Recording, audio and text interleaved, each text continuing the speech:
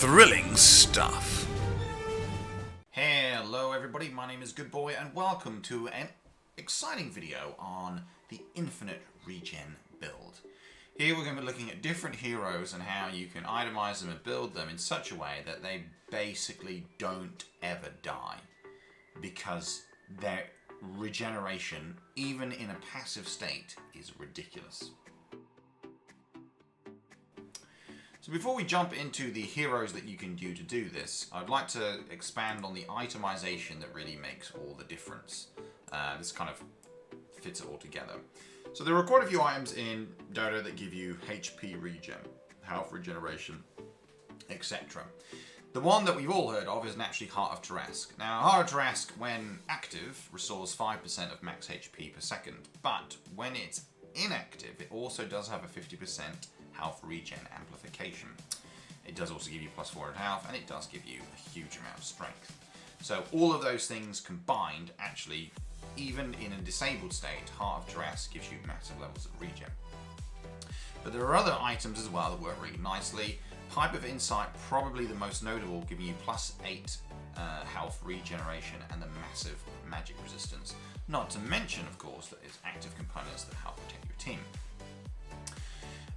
Lotus Orb can also be pretty nice with its regeneration, as can Crimson Guard, as they have massive health regeneration and obviously very, very good protective defensive items, and great for armor in Crimson Guard's case.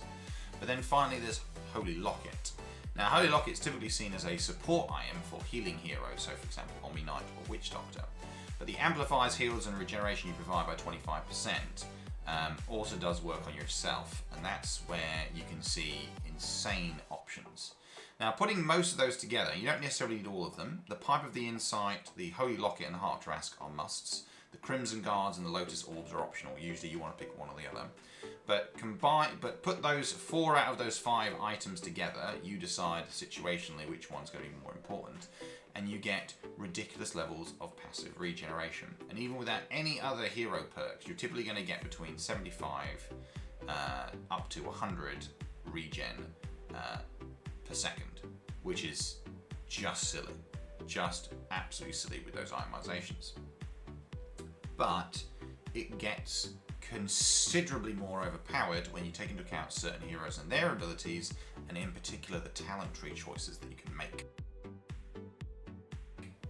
So first of all, I'll start off with active abilities. I don't like active abilities because obviously you can be silenced, preventing you from using them, and obviously you can't necessarily use them the whole time. I much prefer passive effects, which we'll get into later, but nonetheless the regeneration rates are so insane that I'm obliged to mention them.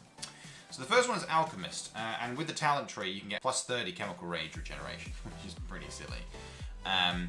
But effectively, when active and when that talent tree is selective, Alchemist gets about 250 HP per second regen, which makes him really quite silly. Now, in terms of fountain diving, not so much because of his armor is quite low. But nonetheless, that is really quite silly in terms of a general fight. And with decent protection and somebody else carrying an assault cuirass, your Alchemist isn't going to die. Certainly not while Chemical Rage is active anyway. The other one is Mars. Now, Mars is pretty insane in the sense that if you pick the plus 100 HP regen ability when his arena is active, is also really absurd. So you start a team fight, and effectively with the Holy Locket, bearing in mind its amplification abilities, your teammates are going to get plus 125 regen, never mind their own regen. So effectively, when you start a fight, your team will not die. And if you've trapped a couple of people in there, or you're concerned about not winning team fights, there's your winning item that is going to blow people out of the water. Of course, arena doesn't last very long, and then all of a sudden you've got all these regen items that, are helpful to Mars, but actually in the grand scheme of things, not that great. So those are the active sides of the component. Then we can move on into heroes which have the passive components. So this is, even when Heart of Tarrasque is disabled, still ridiculous. So Underlord, Axe, and Bristleback all have talent trees that give them plus 25 health regen. In combination with the Holy Locket, Heart of Tarrasque, Pipe of Insight, etc, etc. All of those heroes, by the way, benefit from all of those items. You can start to itemize these heroes ridiculously well. Now, Underlord and Axe are both fairly formidable, but Bristleback in particular is almost unkillable with other talents, particularly with his, the spell lifesteal abilities. He can freely stand in the fountain for ages as well with his back turned to it and basically never die. So Bristleback, of the options there, of the Underlord Axe Bristleback, is easily the strongest hero, and with those kind of items, he just will not die, and the enemy can never kill him. I mean, seriously, they just won't die. You can comfortably buy a Radiance, and then get your Lotus Orb on him, and then he just is unkillable. Naturally, of course, you've got to get the farm to do it, and that can be one of the limiting factors. A special situational kind of hero would be Pudge because of the flesh heap stack strength that he gets from his talent tree, and obviously the regeneration he gets from flesh heap anyway. Take that in combination with these itemizations, and then if you keep killing your enemy and get a reasonable number of flesh heap stacks, again, Pudge sees insane tankiness that is absolutely ludicrous, 6,000, 7,000 HP. And for every flesh heap he adds to his collection, that's an extra +1 regen. So obviously think about how good of a game you're having, how many people are being killed in his presence, gives you a good idea of how it can be done. But again, it is of course situational because you've got to get yourself kills in order to do that. So if you're having a bad game, obviously the build doesn't work very well.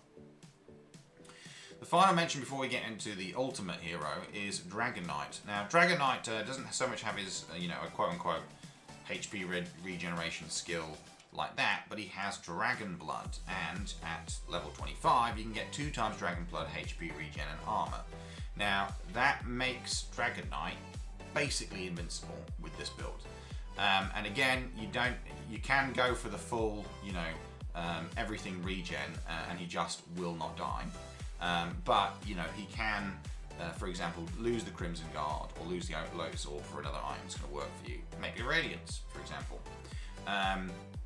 But effectively, once you select that ability on Dragon Knight, he just won't die. He can die fountains because his armor is so high and then his regen is so high. Now, his overall health isn't that great, which is why you definitely need that Pipe of Insight on him. But still, 3,500, 4,000 HP is nothing to be sniffed at. But Dragon Knight is pretty much unkillable at that point. So another great little ability. But bear in mind it is level 25, and of course you've got to eat your farm to get there.